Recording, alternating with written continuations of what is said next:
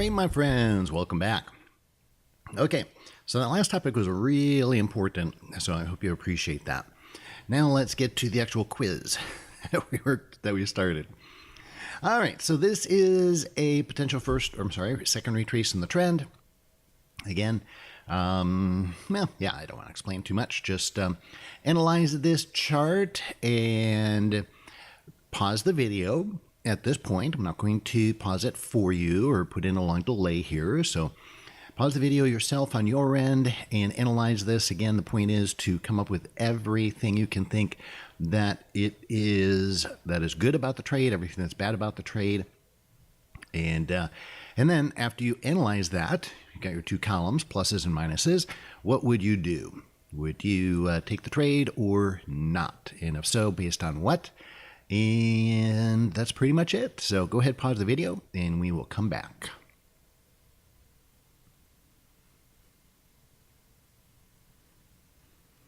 Alrighty, welcome back. So this is a potential second retrace in the trend, as we talked about on the first video. So the pluses are that we have put in a second retrace in the trend here with holding the 15 EMA. So on the daily chart.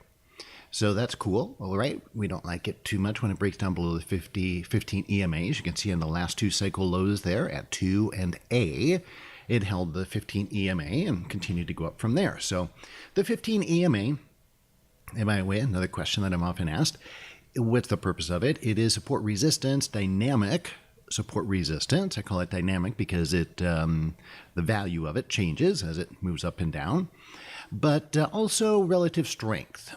So the 15 and the 50 MAs are the only two that have more than one purpose. The 15, the 50, the 100, and the 200 all provide support resistance. The 100 and the 200, that's the only reason I use them. The 50 and the 15, they have two purposes, support resistance, and for the 50 MA it's trend, and for the 15 EMA it is relative strength. So in other words, we don't like it too much when it goes down below the 15 EMA, especially on a single half cycle, because then that shows there's too much energy against the upward move. Too much selling came in this case, since we're going long. But in this case, we don't have that. So one of the pluses is that, first of all, it's not as early in the trend as is ideal, but it's still, okay, right? It's a second retrace in the trend, so it is still fits within our rules. Now, I mentioned last time about you can tighten up the rules. I have some students who say, I'm only going to take the first retrace in the trend. I'm not going to take the second. I might carry it through the second retrace in the trend, but it'll only enter on the first retrace in the trend. And that's fine. Again, they have made the rules more strict, and it is a higher probability trade. Why is it a higher probability trade for win-loss ratio? Because you can't get a second retrace in the trend unless you've had a first retrace in the trend, right? And also it's a better reward to risk ratio trade because the first retrace in the trend is earlier in the trend. So not a bad idea, and they're doing great. I actually met these guys at a trading club I gave a talk at in, where was that? Denver, I think? Denver, yeah. So that was really cool. Anyway, and that's the only trade, of all the trades that I teach, that's the only one they do. And they came to me to tell me how great they're doing. So fantastic. Love it. And that's great. They've simplified things even more than I simplified it for them. And that's perfect. All right. So let's see what else we got going on. The mom on the short-term chart is angling up a little bit. Again, negligible. It turned green because I'm using the custom indicators, but when you visualize it, it's pretty much flat, so I wouldn't give that too much credence. If it was angling up, I would be a little more excited, but it's just very slightly angling up. You could point out that we had a gap between the close and the open of yesterday and today, based on the chart there. And maybe you'd interpret that as bullish. I wouldn't really give that any credence personally. Don't give a mouse's left patootie about that, or right patootie for that matter. But here's what I don't like. And that is that on the longer term chart, KD and Mom are all angling down. That's the deal breaker right there. KD, Mom all angling down. Now, Mom is the big one on the longer term chart, right? So if Mom's angling down and we're looking long to go on the short term chart, then that's our filter. Even if everything looks fantastic on the short term chart, I will not take the trade if Mom is not angling in the direction of the trade on the longer term chart. That has veto power. Another question I'm often asked, which of the 5 energies are most important? That's it, the fractal energy, the long-term Mom. That's the most important of the 5. It holds veto power, all other 4, because we can take a 4 out of 5 trade, right? It's allowed in top dog trading. If you want to be a little more aggressive in your trading, you can take 4 out of 5 trades. I mean, ones that are given a score of 4 instead of 5 energies, where 4 of the energies align instead of 5. But the one that is not allowed to be compromised is the long-term Mom. Now, I will get people who say to me, gosh, I'm seeing trades that worked out without Mom on the long-term chart confirming. Should I sacrifice it? My answer is no. Of course you're going to see some of those. All kinds of stuff happens. But we're only interested in high probability trades. Consistent. So you're going to see all kinds of stuff happen on one trade or another. It means nothing.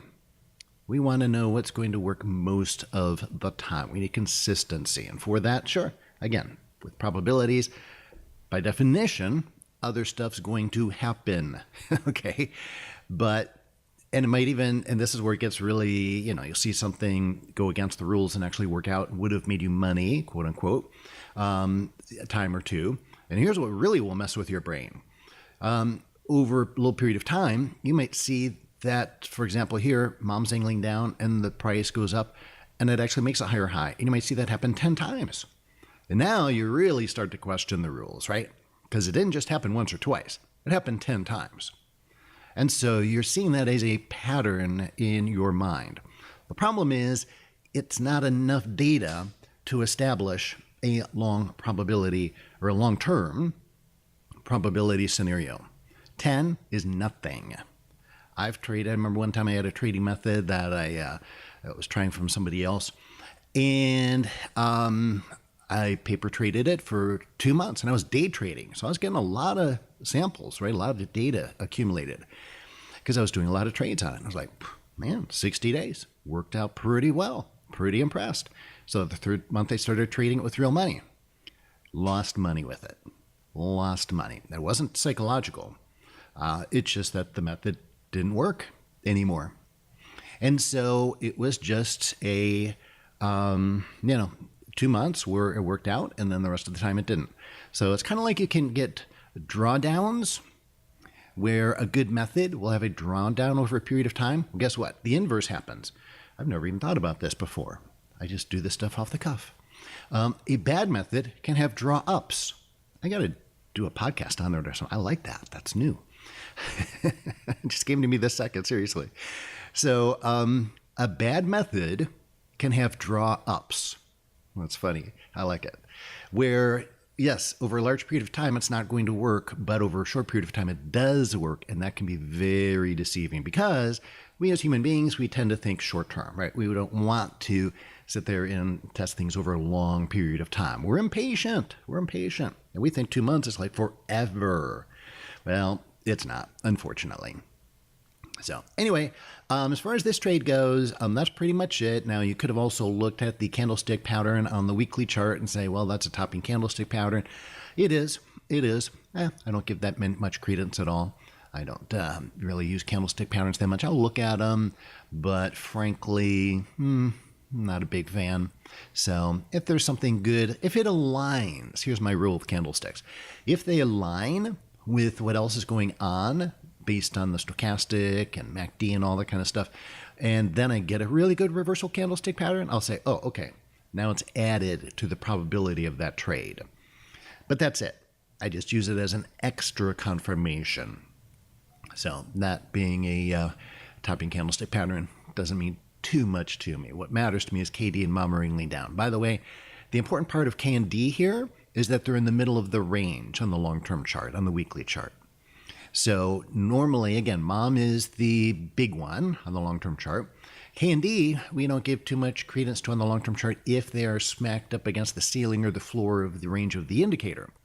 But if they're in the middle of the range, as they are here, then yes, we do give them credence. Then we do take them into account.